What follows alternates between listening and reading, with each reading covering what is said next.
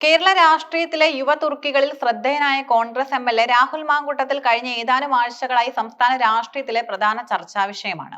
യുവജന സംഘടനകളിലൂടെ വളർന്ന നിയമസഭയിലെത്തിയ ഒരു ജനപ്രതിനിധി ഗുരുതരമായ ലൈംഗിക പീഡന കേസുകളിൽ പ്രതിയാവുകയും തുടർന്ന് ഒളിവിലേക്ക് പോവുകയും ചെയ്ത സംഭവങ്ങൾ രാഹുലിന്റെ വ്യക്തിപരവും രാഷ്ട്രീയപരവുമായ ഭാവിയെ വലിയ പ്രതിസന്ധിയിലാക്കിയിരിക്കുകയാണ്.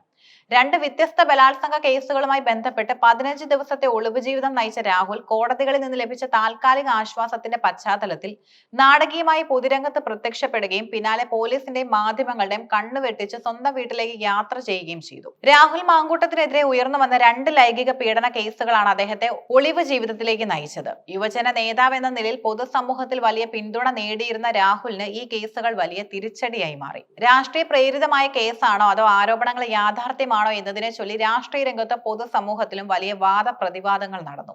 കേസുകൾ രജിസ്റ്റർ ചെയ്യപ്പെട്ടതോടെ നിയമപരമായ അറസ്റ്റ് ഒഴിവാക്കാനായി രാഹുൽ ഒളിവിൽ പോവുകയായിരുന്നു. ഒരു ജനപ്രതിനിധി പോലീസിനെ വെട്ടിച്ച് ഒളിവിലിരിക്കുന്നത് സംസ്ഥാന ഭരണകൂടത്തിനും പോലീസിനും വലിയ വെല്ലുവിളിയാണ്.